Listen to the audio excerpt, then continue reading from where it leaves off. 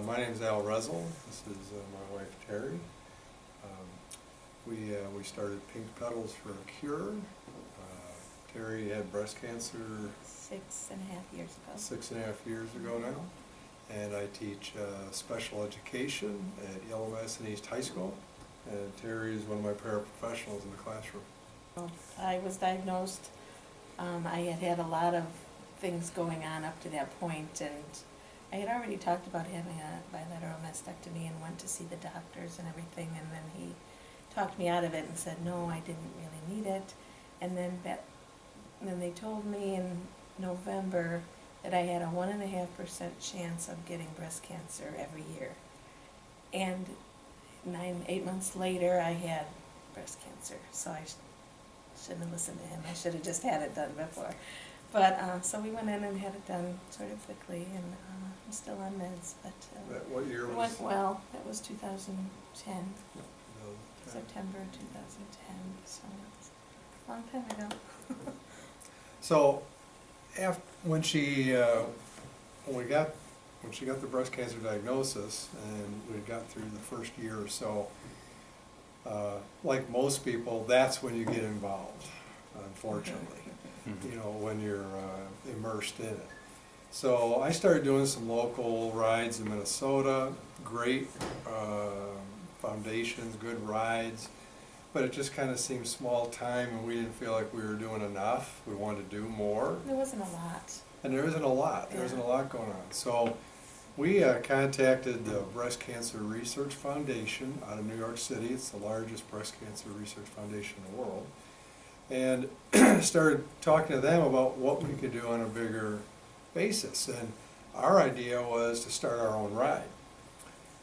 So we worked on it for a year, and we worked on it with them, and we came up with last June, and my brother owns a marketing company, and he helped us with some logo, if you can see that, and the Pink Petals for a Cure, Terry's Ride. And we did our first ride last June. Now, we're originally from Chicago. We've been in Minnesota about 23 years, but we were born and raised in Chicago, so we thought, well, I'll do a ride from here to Chicago. It took about 5.5 days, and it was real successful. We raised some funds for research. We also create awareness for breast cancer, which is really the big thing. So we're working directly with the Breast Cancer Research Foundation now. We work with Christine Ward. She's the community fundraising manager with the Breast Cancer Research Foundation, BCRF. And this year we elevated it. Last year was about 517 miles. It took me 5 days, 5.5 days. And this year we're leaving on June 3rd, the day after school ends. The morning after school ends, we're leaving from Afton Alps, just outside of St. Paul. And I'm riding to Manhattan in New York City, where to the Breast Cancer Research Foundation headquarters, about a mile from Central, about a block from Central Park. Where they will be waiting for us. So, or they'll be waiting for us. Like last year, Terry will be the support car. She'll drop me in the morning, meet me for lunch, and then pick me up for dinner at the end of the day, and go back to our campsite, hotel, and then drop me the next morning and keep going. If all goes well, wind, weather, health, we're hoping we'll get there in about 21, 22 days, knocking out 75, 80, 85 miles a day. You know, some days will be better than others, and we might have to do a 50 some days, 100 other days, but we'll get there. So a ride like this, once you get on the road, you kind of move away from the training. The training is just helping you get ready for the amount of seat time you're going to have, and for hills and distance. But once I start going, I try to do a slow, not slow, but steady. I will hopefully average between 14 and 16 miles an hour for 6 hours a day. I'll have different stretches during the day where I'll be able to go faster or slower depending on wind and conditions, hilliness. But when I'm looking at a 21 to 23 days, it's just got to be steady. Just keep the pedals moving forward. One of the hardest things is how much you have to eat. any athletes would understand, you gotta take in a lot of calories. I'll eat between 5,000 and 6,000 calories a day, Right. like triple what I normally would do or quadruple to be able to maintain my energy levels throughout the ride. And what people miss is that you have to do the 6 hours of activity to eat like an athlete. That's exactly right. Some people just do the 5,000 calories. They can't understand why they're gaining weight. Yeah. I like the solo rides personally because I like the time alone. Just the, Got lots of time. I do. I like the time alone. I just can enjoy the scenery, enjoy the smells. There's so much when you're out on a trail riding or a road riding.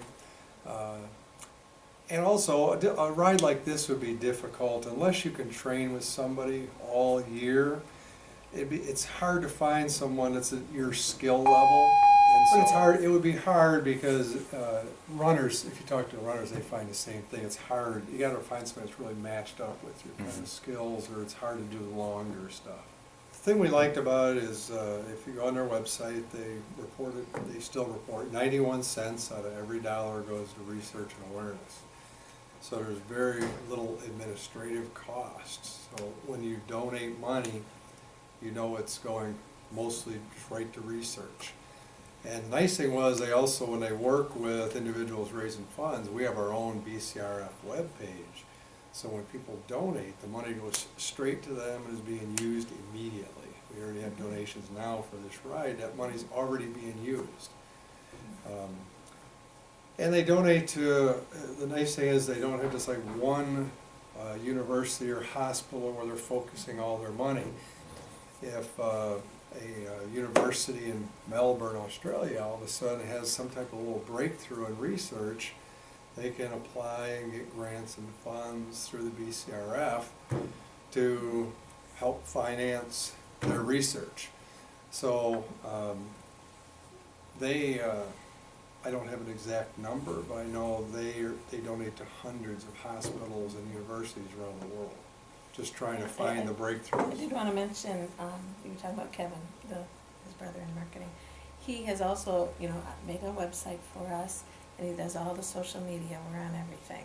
And he called it Pink Petals for a Cure, Terry's Ride. And it's pinkpetalsforacure.org, but you can go there and then you can click to donate, and it takes you right to the BCRF page. That's ours, Right. and it's in there. So it's really a They slick do, thing. they do a great job. Mhm. They're rated, I think the last 2 years, they're rated number one charity. And 4-star out of 4s. It's Yeah, so good organization to yeah. work with. And we're getting awareness out too, so people realize, because it's so out there, so prevalent that everybody's gonna be affected. Well, 1 out of 8 And, women that's, contract breast cancer. That's, I realize there's high statistics for a lot of diseases, but that's pretty staggering. There was no cure. And There's treatments, but no cure. 1 out of 100 men are now diagnosed with breast cancer. And, I was just talking with someone recently, the awareness and the research is the key, and it's not just for our breast cancer. I think about what I do for a living with the special education. If you look at some of the disabilities, and I was just talking with someone about this the other day, if you took like autism, look at 2 or 3 decades ago, without awareness and the research in just that area, where would we be right now? Look at the advancements that individuals will be able to make through awareness and research. And it's the same thing here. 3 decades ago, there's a doctor on the website right now, an interview you can watch with BCRF, and he's talking about 30 years ago the treatments that he used to do with individuals with breast cancer. He said it was not a good outlook at all. Now there's so many more things they can do. The key is there's no cure yet. It's still just treatment. That's what they're working on. How long do you plan on doing this? Well, somebody asked, why do you do this? And I said, well, for these reasons, but also because I can. I thank God every day, because I'm 58, how many 58-year-olds can jump on your bike and do this? So I'm going to do it as long as I'm healthy.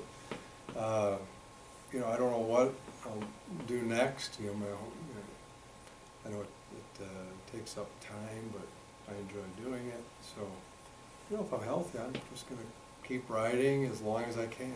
Bigger, better rides. Maybe one of these days I'll go across the US. I don't know if she wants to hear that. Oh, I- But,